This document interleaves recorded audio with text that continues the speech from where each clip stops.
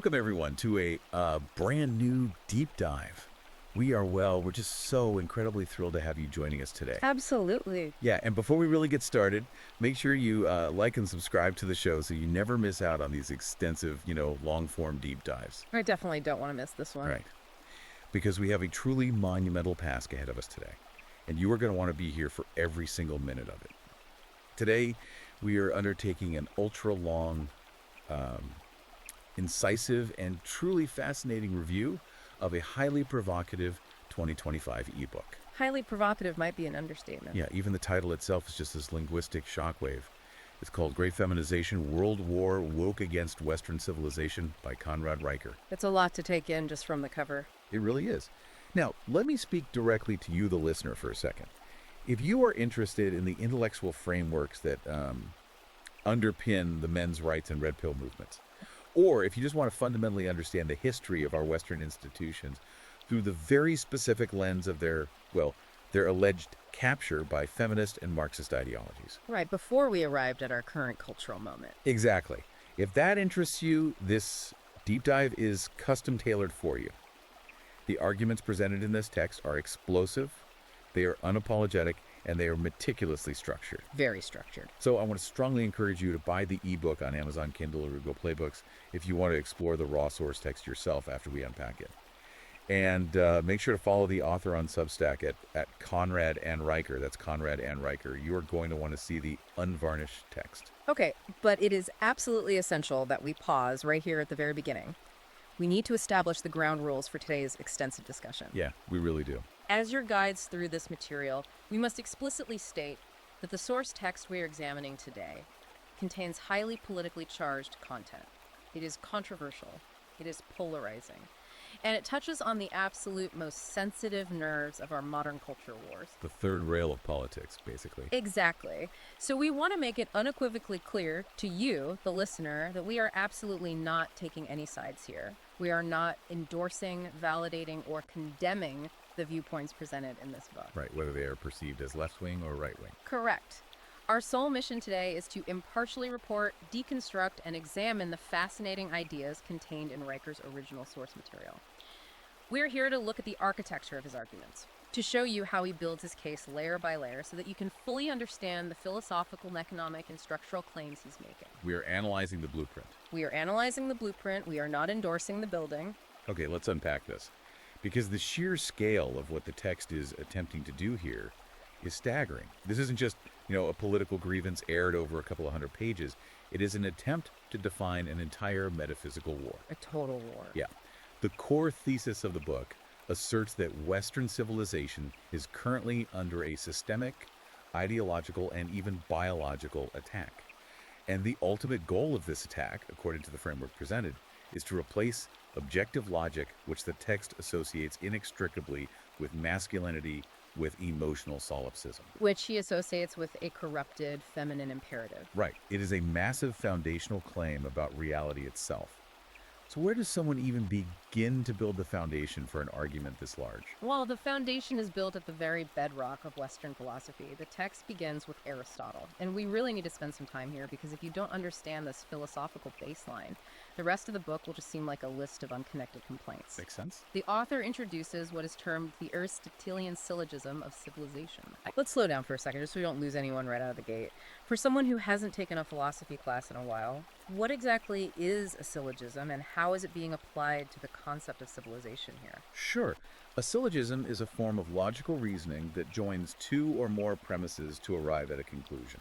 Classic example. All men are mortal. Socrates is a man. Therefore, Socrates is mortal. Simple, huh? Right. What the text does is apply the strict logical structure to human sociology. The argument is that civilization itself is not a natural state of being. It's not the default setting of humanity. The default setting is chaos, right? Chaos, tribalism, and immediate gratification. Civilization is a constructed reality that is inherently built on male logos. Logos. Now, logos is a Greek term that encompasses reason, order, logic, and crucially for this book's premise, the deliberate suppression of chaotic immediate instincts for the sake of long-term stability and infrastructure. Building for the future. Yes. The book posits that this logos is the efficient cause of civilization. To put it in the terms of the specific syllogism laid out in the text, major premise A states that civilization absolutely requires the suppression of immediate gratification and emotional whim to build long-term structures. Yeah, okay, premise A. Minor premise B states that the feminine imperative, as defined by the author, is biologically and psychologically rooted in immediate safety, emotional validation, and hypergamic acquisition, which prioritize the now over the abstract later. Which leads to a rather grim conclusion for the state of the modern world. Precisely. Therefore, the unavoidable conclusion C is that the systemic ascension of the feminine imperative necessitates the slow dismantling or destruction of civilization, because it replaces the architectural suppression of emotion with the elevation of emotion. Wow. And the text frames this not as a hateful ideology, but as an observable, empirical, and biological inevitability. It's presented as a law of physics applied to sociology. So the book contrasts this male logos with what it terms pathocentric reality. Patho meaning feeling or suffering, like in pathology or empathy. This is where the text gets incredibly aggressive in its definition. It does. The argument is that in a pathocentric society, subjective feelings completely override objective facts. If someone feels something is true, the entire apparatus of society must validate that feeling, regardless of empirical reality. Exactly. And to illustrate the disconnect between the people who actually build the physical world and the people who critique it from their comfortable living rooms, there is an incredible analogy in the early chapters. We are introduced to Gary the lineman. Ah, yes. I want you, the listener, to picture this. Gary is a composite character representing the physical, dangerous, invisible, and overwhelmingly male labor that keeps the baseline infrastructure of the world functioning. The electrical grid, the plumbing, the roads, the sanitation. Literal kinetic energy. Right. The text points out that the lights don't stay on by magic or by good intentions. They stay on because men like Gary are risking their lives, dealing with high voltage lines, freezing weather, and grueling physical conditions. And the stark contrast drawn here is vital to understanding the book's overarching theme of parasitic structures. While Gary is quite literally keeping the power flowing, the people who benefit from that power specifically, in the text example, gender studies majors or intersectional activists, are using that very same electrical grid to log on to social media and type essays. Essays about how the patriarchy is an oppressive, malevolent force that needs to be dismantled. Exactly. It's the biting the hand that feeds you concept taken to a civilizational scale. It is. The text terms this the parasitic inversion of reality. The entire system relies entirely on male toil, male kinetic energy, and male physical sacrifice. Without it, the cities go dark in 48 hours. 48 hours, yeah. But the dominant cultural narrative demonizes the very demographic that sustains it. To ground this philosophically, the author applies Thomistic philosophy, referencing Thomas Aquinas. Okay, let's unpack Aquinas. We hear that name thrown around in theological debates, but how does Thomas Aquinas fit into Gary the lineman and the electrical grid? Thomas Aquinas was a 13th century philosopher and theologian who synthesized Aristotelian logic with Christian theology, particularly focusing on natural law. Natural law dictates that things have an inherent nature and purpose, and going against that nature leads to corruption and decay. So it's against nature. Right. The book uses Thomistic logic to argue that a civilization that demonizes its protectors and its builders is committing a sin against natural law. It is committing metaphysical suicide. A healthy organism supports its vital organs. In this framework, the culture has become a parasite. It drains the vitality of the host, the male builders, and then blames the host for the resulting anemia of the society. And this brings us to one of the most explosive, controversial terms in the entire source material. The text calls this systematic cultural demonization Menkampf. Yes, and we need to rigorously analyze the use of that specific term because it is deliberately provocative, and the author knows exactly what he is doing by using it. Definitely. By invoking the linguistic structure of 1930s European propaganda, the text is arguing that modern society is not just casually biased. It is engaging in a highly organized, total war of eradication against men as a collective demographic group. That's an incredibly heavy claim to make. How does the author actually justify drawing a parallel between modern cultural critiques of men and historical totalitarian propaganda? What are the mechanics of that comparison? The author points to the mechanics of scapegoating. The argument posits that the modern cultural narrative treats men the exact same way historical propaganda treated scapegoated minorities. First, They are held collectively guilty for historical sins, the concept of the patriarchy acting as an original sin that every modern man inherits at birth, regardless of his individual actions. Second, they are portrayed as inherently toxic or oppressive by virtue of their biology, hence terms like toxic masculinity. And third, Third, their foundational positive contributions to society, like the invisible labor of Gary the lineman, are entirely erased from the educational curriculum or rewritten as acts of oppression. it's a complete erasure. It is. The text argues that this Menkampf narrative isn't just accidental misandry, it has a functional purpose. It is designed to manufacture consent. If you can convince the populace that men are inherently dangerous and historically guilty, you can justify the grand replacement of the competent by the compliant. You can justify the seizure of male assets, the removal of male legal rights, and the systemic disenfranchisement of young boys in the educational system. To ground this theory in grim reality, the book points to some incredibly dark and tragic real-world consequences of prioritizing this emotional, pathocentric narrative over objective facts. Specifically, it points to the Rotherham grooming scandal in the United Kingdom. A profoundly dark chapter. For you listening, if you aren't familiar with this case, it is one of the darkest failures of modern institutions. This is a horrific, documented situation where thousands of working-class girls were systematically abused, trafficked, and tortured by organized gangs over the span of more than a decade. Over a decade. And the question the text asks is, why did the police, the social workers, and the city councils do absolutely nothing for years, even when they had the evidence? The answer the author provides is a harrowing illustration of what is termed the satanic mechanism of inversion. The argument is that the authorities did nothing because the fear of being labeled racist, or the fear of violating the sacred diversity narrative, was deemed more important than the literal flesh and blood of these young working-class girls. Unbelievable. The perpetrators largely belong to a specific minority demographic, and confronting that empirical fact would have shattered the progressive narrative of multicultural harmony. So the narrative protection took precedence over law enforcement. Exactly. When a society becomes fully pathocentric, when it prioritizes the protection of an abstract emotional ideology over objective law enforcement and physical safety, the result isn't just annoyance, it is actual, tangible suffering. Yeah. The book uses Rotherham as empirical proof that what the modern world calls gynocentric care or progressive empathy is often just a rhetorical mask for ideological complicity. The system cares more about maintaining the pristine illusion of its progressive narrative than it does about the safety of its most vulnerable citizens. It's narrative over reality. And the author argues that this is the inevitable, horrific endpoint of replacing the logos of objective truth and impartial justice with the solipsism of subjective feelings and narrative control. If we follow this thread, it naturally leads to a very practical question. If the culture is organized to suppress male logos and extract male labor, where does all the extracted value go? How does this abstract metaphysical war affect the physical reality of the average guy's paycheck? That's the core economic question. Because the text doesn't just keep this in the realm of high philosophy. It brings it right down to economics. Yeah. It talks about the hostile takeover of the wallet. It does, and this is where the text shifts from philosophical syllogisms to empirical data. The author uses very specific economic metrics to make the case. The book cites extensive data from the Internal Revenue Service and the Congressional Budget Office to outline what it calls the blue tax.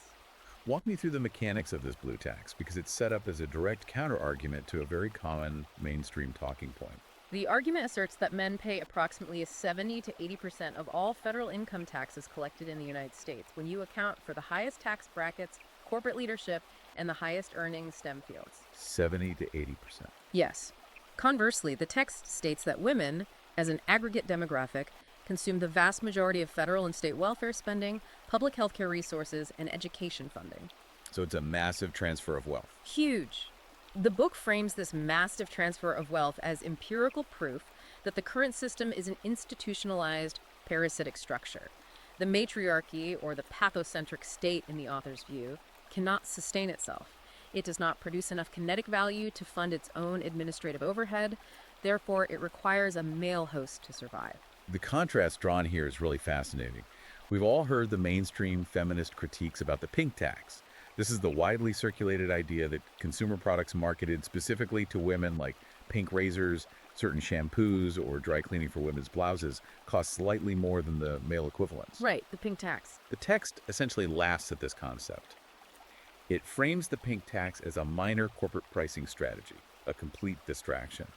It argues that complaining about the pink tax while ignoring the blue tax is absurd. The blue tax isn't a few extra cents on a disposable razor at the pharmacy. It is the forced, systemic expropriation of trillions of dollars of male labor by the state apparatus. Trillions. The book argues that the government essentially acts as a sort of aggressive collections agency for the gynocentric collective, confiscating male earnings under the threat of imprisonment to purchase votes and stabilize a demographic that, according to the author's reading of the tax data, contributes a net negative to the actual treasury. And if we look for the operational headquarters of this massive wealth transfer, the text argues you shouldn't look at Wall Street or the central banks. You should look at the family courts. The family courts. The book describes the family court system as the absolute engine room of the cultural Marxist revolution. Wait, I need to pause you there. It's one thing to say men pay more taxes in the aggregate, but to claim the family court system is a Marxist redistribution mechanism is a massive intellectual leap. How exactly does the text connect a standard, everyday divorce proceeding to Marxist ideology? To understand that connection, we have to look at how the author defines no-fault divorce. Historically, marriage was a binding contract that required a demonstration of fault, like adultery or abuse, to dissolve. You had to prove someone broke the contract. Exactly. The introduction of no-fault divorce in the late 20th century is framed by the text not as a victory for personal freedom, but as a catastrophic legal fiction. In the author's view, it functions as a state-sanctioned breach of contract that entirely empowers the state to step into the private sphere and asset strip the host, meaning the men who traditionally earned the primary income in order to enrich the parasite. And the parasite isn't just the ex-spouse. No, and the text defines the parasite here not just as the ex-spouse, but as the entire family court industry itself. The lawyers, the mediators, the child support enforcement agencies, and the administrative state. So where does Marx come in? The Marxist connection is that the state is seizing privately generated wealth and redistributing it based on an ideological framework of perceived victimhood, rather than respecting the original contract.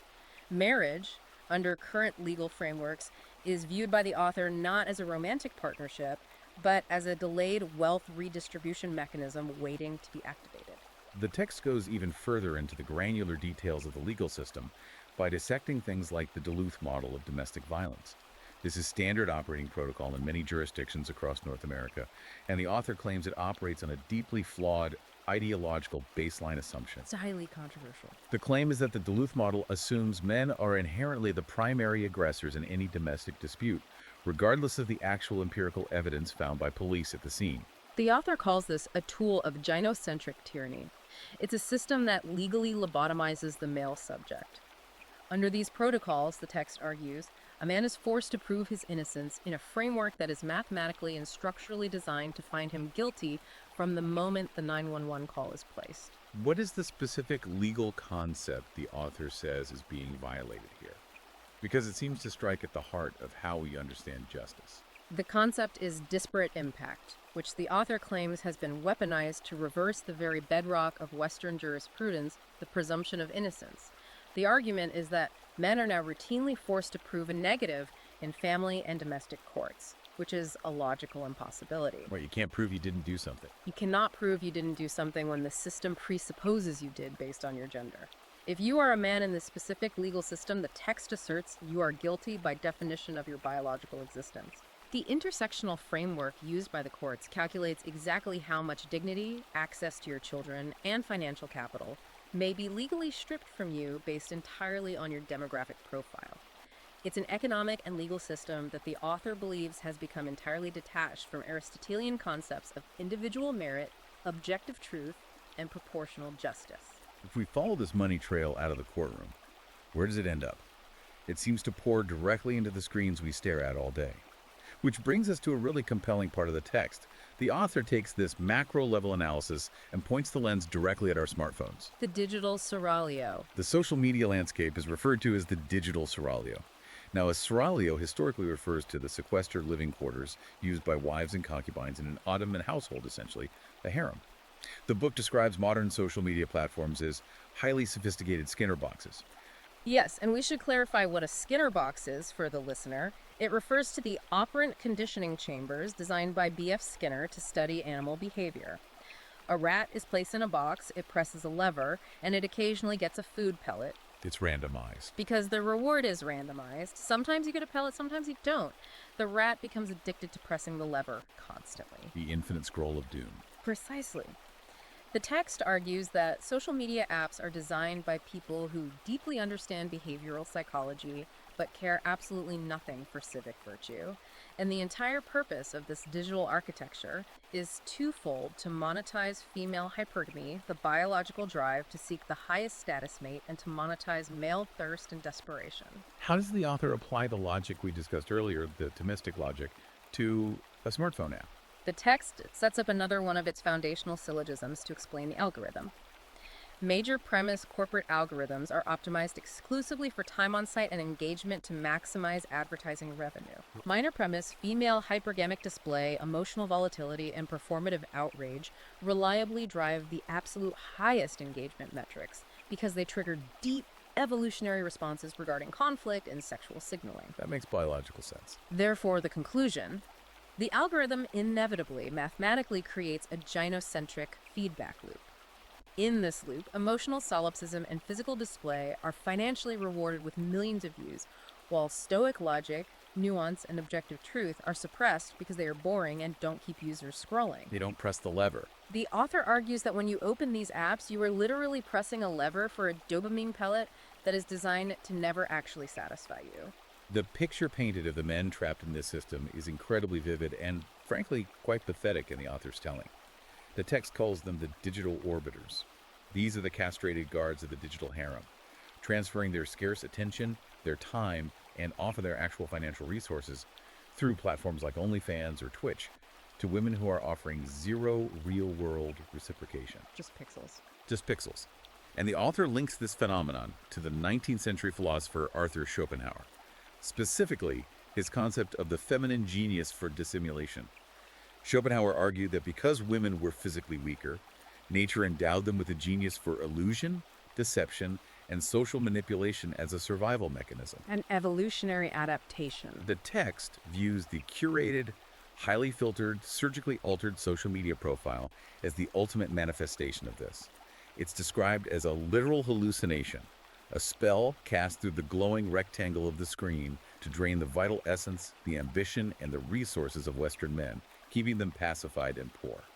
But the text is very clear that these social media algorithms are just the localized delivery systems. They're the drug dealers on the corner. The primary manufacturing organ of this beast, the cartel itself, is what the author calls the narrative control grid, operated by the pink oligarchy. You mentioned the pink oligarchy.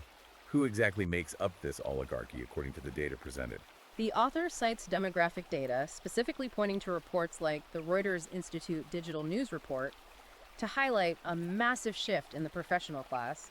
The text points out that women now hold supermajorities, often exceeding 70 to 80% in journalism, public relations, publishing, human resources, and corporate communications executive roles. And this isn't just a neutral numerical imbalance to the author. It's not just, oh, more women like writing. Here's where it gets really interesting. The text connects this demographic dominance directly to the ideological capture of these professions. The argument is that because of this overwhelming demographic skew, combined with the ideological indoctrination of modern journalism schools, the nature of the media itself has fundamentally changed. It's no longer just reporting the news. The author argues that reporters are no longer trained in the stoic masculine discipline of objective fact-finding the who, what, where, and when. Instead, they are trained as intersectional activists whose primary overriding goal is the enforcement of the progressive narrative and the deconstruction of traditional Western masculinity. The Fourth Estate, which was constitutionally designed to hold institutional power accountable, has mutated into a fifth column whose sole purpose is protecting the matriarchal narrative. To illustrate how this narrative control grid operates in real time, the text uses a massive cultural event that everyone listening will remember: the highly publicized Johnny Depp and Amber Heard defamation trial. The author frames this not as celebrity gossip, but as a critical, macro-historical turning point. A very defining moment for the media. The argument lays out how the legacy media of the pink oligarchy ran absolute, unquestioning cover for Amber Heard for years. They treated her uncorroborated allegations as gospel truth, they awarded her ambassadorships, and they framed Johnny Depp as the ultimate irredeemable avatar of toxic masculinity and patriarchal abuse. They thought they had total control. The media establishment believed their narrative control grid was completely impenetrable. They thought they could dictate the reality of the situation by fiat. But, the author notes, they completely underestimated the power of the samizdat. Yes, the samizdat. We should explain that historical reference for the listener because it's crucial to understanding the author's theory of resistance. I love this historical connection.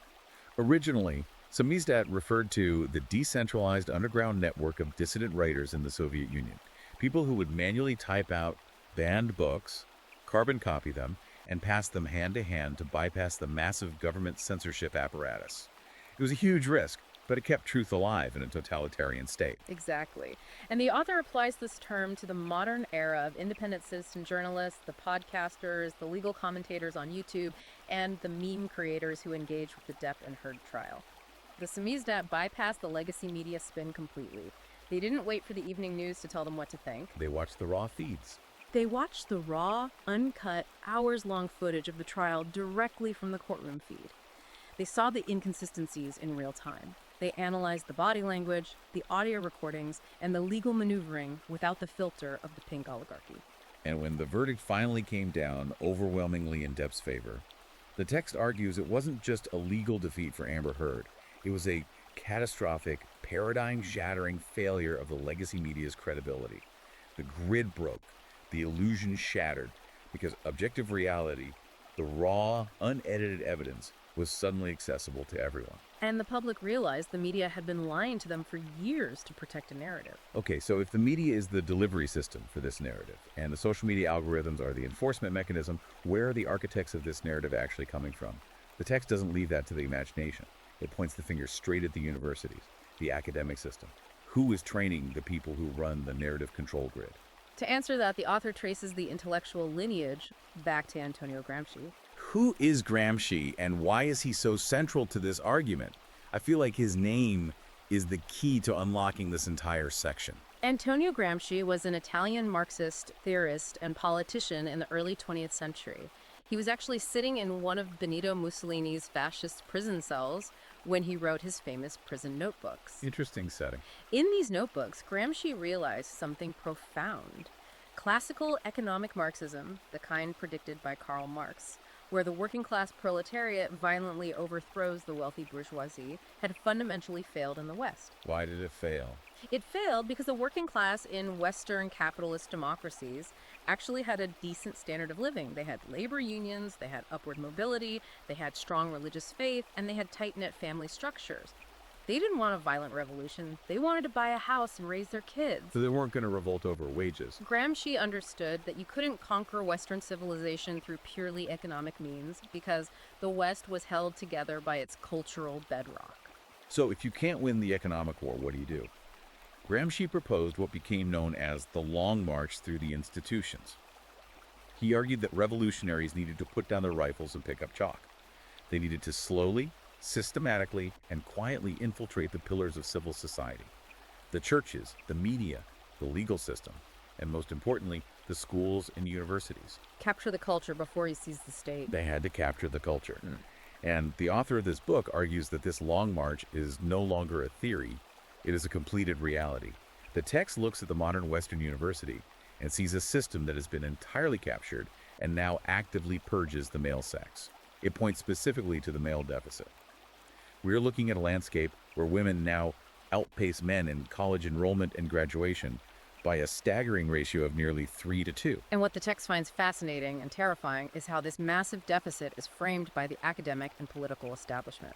The author points out that if any other demographic group were falling behind at a 3-2 ratio, it would be declared a national emergency. There would be federal task forces. But the mass exodus of young men from higher education is not treated as a crisis of male abandonment. It's not viewed as a systemic failure of the educational model to accommodate male learning styles. Instead, it is actively celebrated in university literature as a victory for equity and historic balancing. Furthermore, to explain how this environment became so hostile to men, the text highlights the Obama-era Dear Colleague letter issued by the Department of Education in 2011. A very pivotal document. Let's get into the mechanics of that letter, because it sounds like a boring bureaucratic memo, but the author treats it like a nuclear bomb dropped on the concept of due process. The author views the 2011 Dear Colleague letter as a soft legislative coup. It was a directive that bypassed the congressional legislative process entirely and used the threat of withholding federal funding to mandate a preponderance of the evidence standard in campus Title IX sexual misconduct cases. So lowering the bar for evidence. Drastically. Historically, serious accusations require clear and convincing evidence or proof beyond a reasonable doubt. But preponderance of the evidence simply means 50.1% likelihood, essentially a coin flip.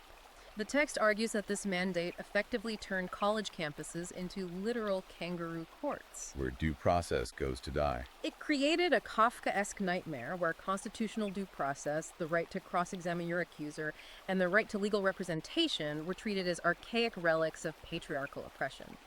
In this system, the author asserts, a male student is presumed guilty the moment an accusation is logged, and the university administration acts as judge, jury, and executioner to protect their federal funding. The book also introduces this concept of the horseshoe theory of totalitarianism when looking at modern campus culture. The classic horseshoe theory in political science suggests that the extreme far left and the extreme far right, rather than being on opposite ends of a linear spectrum, actually bend around to closely resemble each other in their authoritarianism. The author makes a compelling point here. The author argues that the progressive left, in its obsessive pursuit of absolute emotional safety and linguistic purity, has actually bent the horseshoe all the way back around to resemble the extreme religious censorship of the medieval Dark Ages. That's a very apt analogy. If we connect this to the bigger historical picture as the author does, the modern campus safe space functions identically to the authoritarian church of the 14th century. In this analogy, modern microaggressions act as the new blasphemy laws. Blasphemy laws. What makes microaggressions so insidious, according to the text, is that they are highly subjective and entirely unfalsifiable. If someone feels you committed a microaggression, you did. Your intent doesn't matter. These offenses are punished by immediate social excommunication, digital mobbing, and the destruction of a person's livelihood and academic career. Is there a specific example the text uses to illustrate this modern inquisition? Yes, the author points directly to the case of James Damore, the software engineer who was fired by Google in 2017. Damore was asked for feedback on the company's diversity initiatives.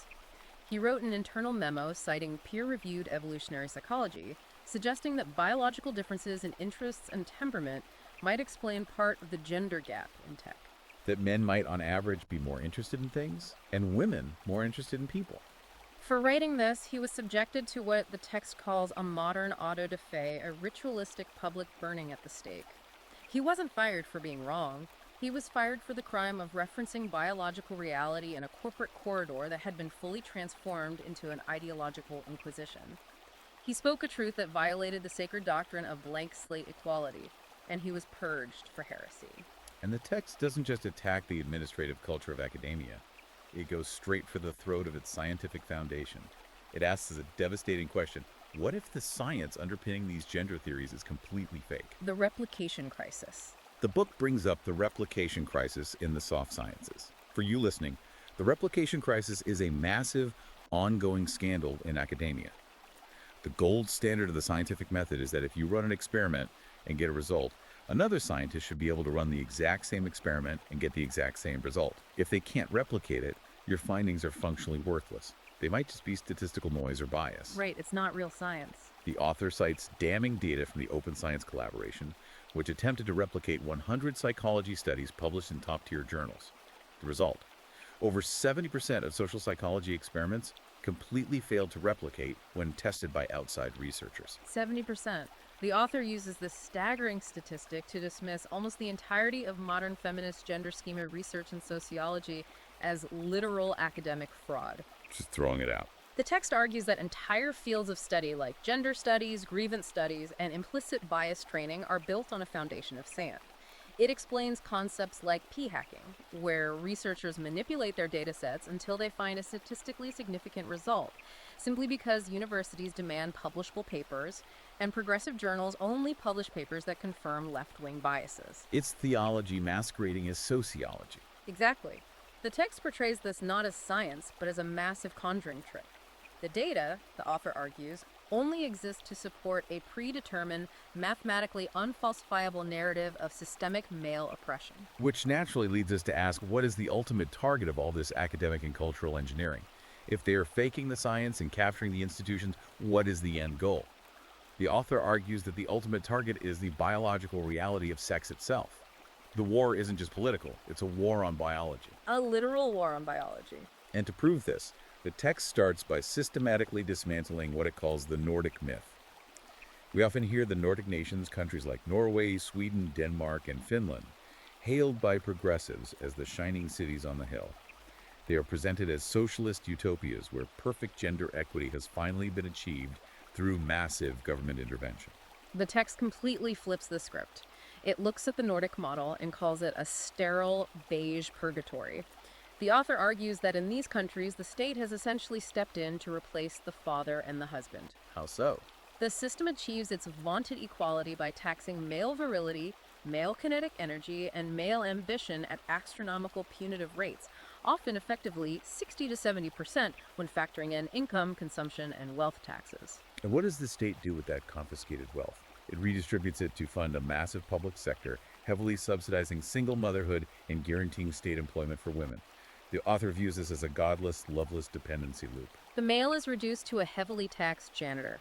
Alienated from his biological imperative to provide for his own specific lineage, forced instead to labor for a shrinking population of state-dependent consumers.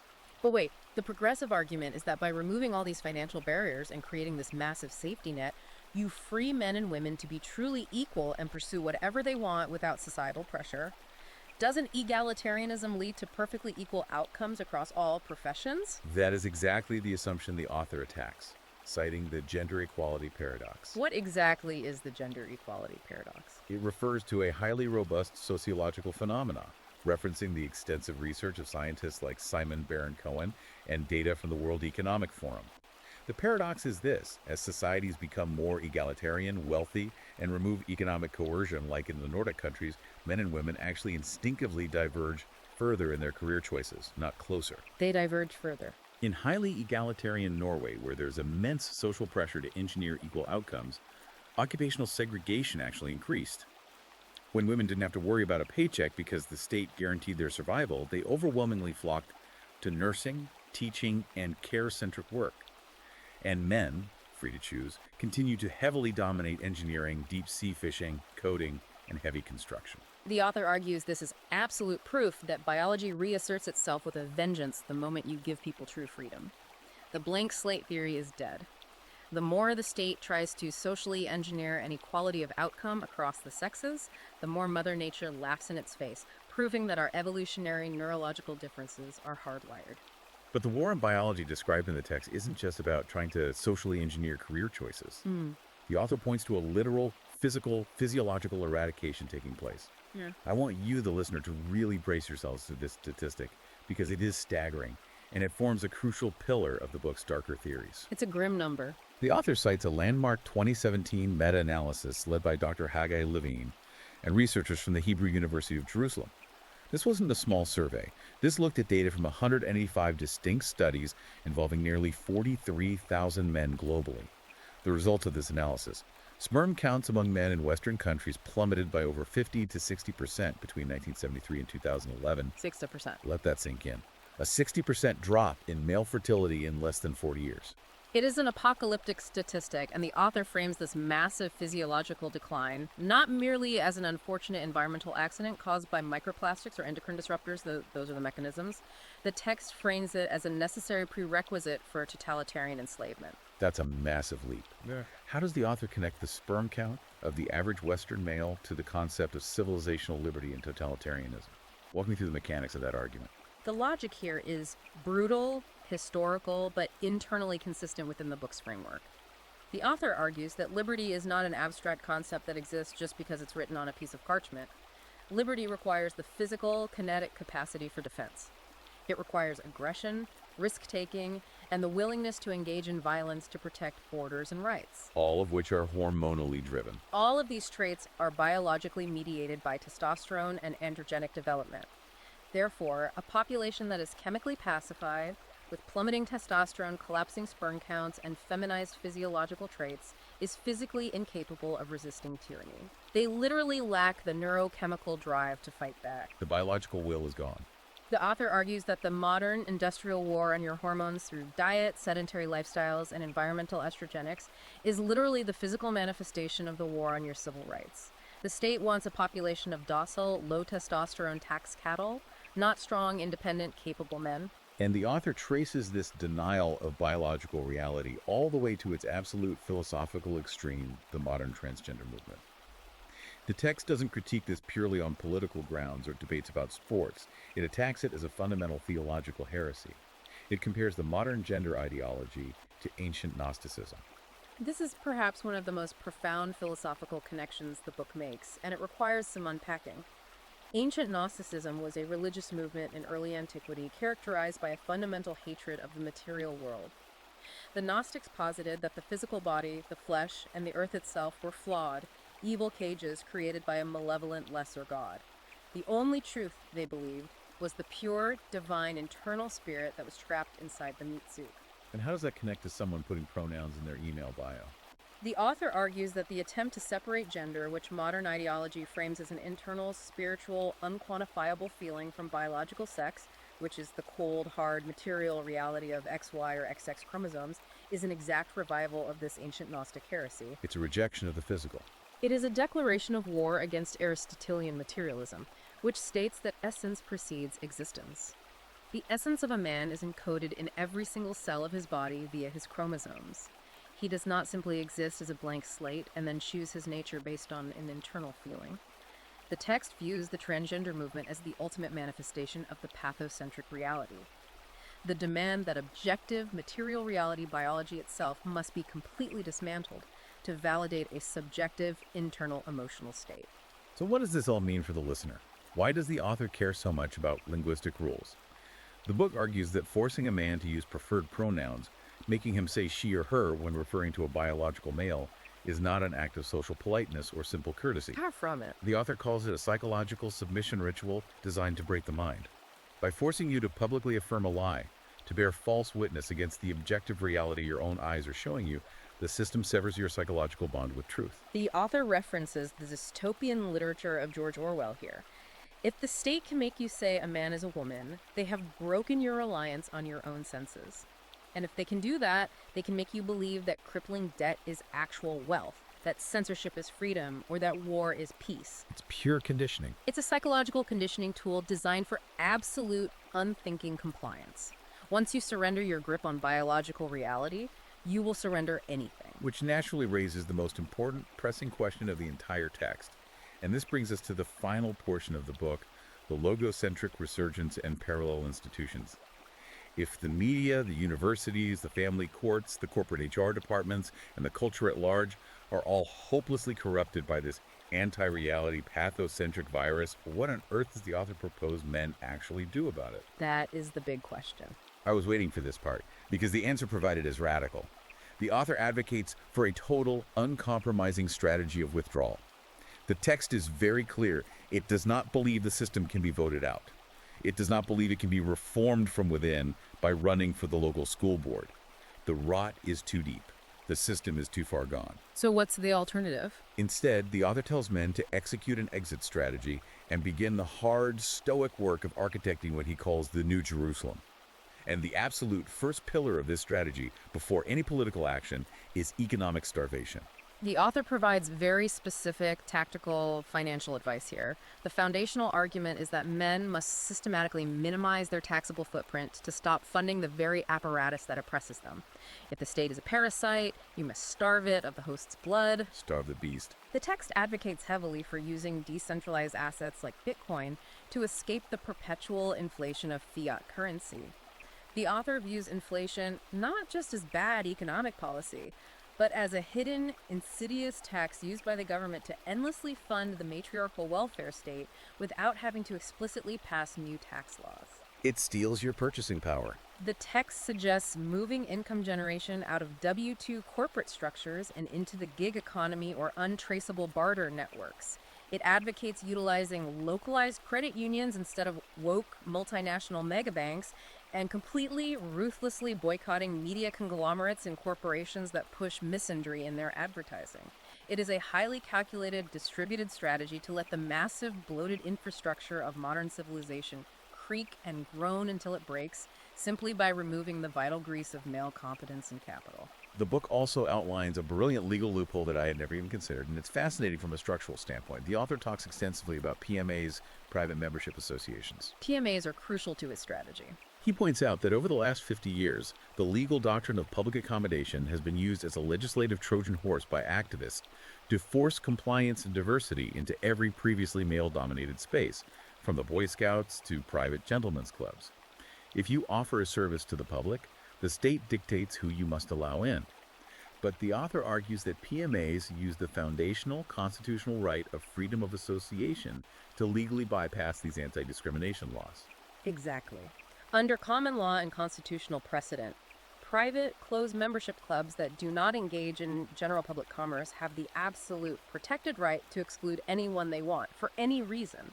The author sees this legal structure as the vital mechanism to build impenetrable, legally protected male-only spaces. The parallel society. We are talking about the creation of private gymnasiums, co-working hubs, localized banking circles, and educational forums where the logos reigns supreme, where speech is completely unregulated, and where the administrative regulatory state has absolutely zero jurisdiction. Like the old guilds. The text likens this to rebuilding the shadow hierarchies of the Freemasons, the ancient trade guilds, or the fraternal orders of the 19th century. The author notes that those historical organizations were targeted and systematically destroyed by the state specifically because they represented organized, capable, male-only power structures that rivaled the government's authority. The book is calling for a renaissance of that exact kind of organized, exclusive male fraternity. And this philosophy of withdrawal and reconstruction extends all the way down to the most localized level possible, the home. The author calls for a reclaiming of the oikos. Oikos is the ancient Greek word for the household, the family unit, and the estate. The king of your castle doctrine. The text outlines what it calls the king of your tassel doctrine. And here is where the advice gets incredibly blunt. The author outright advises men to refuse the modern state-sanctioned marriage contract entirely. As we discussed earlier, he views the modern marriage license as a literal suicide pact, a completely uncompensated risk, an open invitation for the state to eventually enter your home, mandate your behavior, and asset strip you at the whim of your partner. A huge legal liability. Instead of asking the state for permission to form a family, the author says men must architect their own lives, secure their own property in ironclad trusts, and rule their private domain as a benevolent, untouchable dictatorship based purely on logic, reason, and provision, where the emotional whims and progressive mandates of the modern outside world have absolutely zero voting power inside the walls of the home. Which leads directly to the author's ultimate endgame, the grand historical vision that closes out the book. It's a concept he calls the masculine singularity. The masculine singularity, what does that look like? To contextualize this, the author draws heavily on the generational theory of William Strauss and Neil Howe. For the listener, Strauss and Howe theorized that history moves in recurring 80 to 100-year cycles, or saecula, which are broken down into 4 distinct turnings: the high, the awakening, the unraveling, and finally the crisis, or the 4th turning. We're in the 4th turning. The author believes we are currently deep inside a 4th turning, a massive crisis period where the old, corrupt, debt-ridden, pathocentric system must inevitably and violently collapse under the unbearable weight of its own mathematical and biological delusions. The core argument is simple. A system built on infinite subjective emotional demands cannot survive the finite, unforgiving realities of physics, thermodynamics, and hard economics. The bill eventually comes due. Exactly. You cannot print unlimited money, you cannot wage war on the biological reality of your population, and you cannot demonize the people who build your infrastructure without eventually experiencing a catastrophic systemic failure. And when that collapse happens, and the smoke clears, what is left? The author says this collapse will burn away the parasitic structures and usher in a 1,000-year golden age of human flourishing. A new civilizational era built not on performative empathy, victimhood narratives, or ideological equity, but on brutal competence, unyielding meritocracy, and a return to classical educational models. He specifically mentions a return to the trivium. The trivium was the foundational lower division of the 7 liberal arts in classical antiquity grammar: the mechanics of language, logic, the mechanics of thought and analysis, and rhetoric, the mechanics of communicating and persuading. The author wants to forge a generation of men whose minds are so sharpened by the trivium that they can deconstruct a cultural Marxist argument in real time, laugh at the utter absurdity of it, and then turn around and get back to the serious, stoic, historical business of building empires and exploring the stars. It is an incredibly potent vision of a future where the male spirit is completely unshackled from the burden of collective manufactured guilt. It's a vision where the monumental achievements of Western history are respected rather than deconstructed, where objective truth is the only acceptable law of the land, and where men are once again allowed to be the unapologetic architects of reality. The author is essentially writing a survival manual for the civilizational collapse he believes is already well underway. And what a massive architectural, uncompromising argument it is. We have covered an incredible amount of ground today. Whether you are a researcher analyzing these tectonic cultural shifts, a skeptic looking to rigorously understand the exact intellectual framework of the opposition, or someone deeply embedded in the manosphere who feels like this book just perfectly articulated your exact lived experience over the last decade, understanding these arguments is absolutely crucial for navigating today's intense, fractured cultural landscape. You simply cannot fight a war, metaphysical, cultural, or otherwise, if you don't fully understand the terrain and the opposing strategies. I want to leave you, the listener, with one final, highly provocative philosophical thread to pull on, extrapolating from the incredibly dense text we've just unpacked. Let's hear it. If the author is correct that human society oscillates over centuries between logocentric eras based on reason, structure, and objective truth, and pathocentric eras based on emotion, nurture, and subjective feeling, what happens when artificial intelligence becomes the primary, omnipresent driver of our civilization in the coming decades? AI is, by its very nature, a purely logical, unfeeling, computational entity. It possesses no biology, no hormones, no evolutionary baggage, and absolutely no capacity for emotional solipsism. It's pure logic. Does the rapid, unstoppable rise of artificial general intelligence naturally align with the masculine singularity and the massive return to logos that the author predicts? Will AI be the ultimate enforcer of objective reality, or does the integration of AI create an entirely new alien paradigm that makes both sides of this biological evolutionary culture war completely obsolete? That is a staggering thought experiment to end on. If the foundational machine of the future only understands pure logic and math, what happens to a society currently running almost entirely on subjective feelings and narrative control? The collision between those two forces is going to be spectacular. Truly spectacular. We want you to think deeply about that question. And we want to enthusiastically remind you to like and subscribe to the show so we can keep bringing you these massive, unapologetic explorations of the ideas shaping our world. Like and subscribe. I am going to strongly reiterate our call to action today, because this is a text you need to engage with directly. You need to check out Great Feminization, World Woke Against Western Civilization by Conrad Riker. Go to Amazon Kindle, go to Google Playbooks, buy it, download it, and read the raw, unvarnished source material for yourself. Do not just take our word for it. The sheer architecture of his argument, the data he brings to bear, has to be seen to be believed. And be sure to follow at Conrad Riker on Substack for more of his daily dispatches, tactical analysis, and ongoing commentary on the state of the West. Thank you for joining us on this deep dive. Until next time, keep questioning the narrative and keep digging deeper.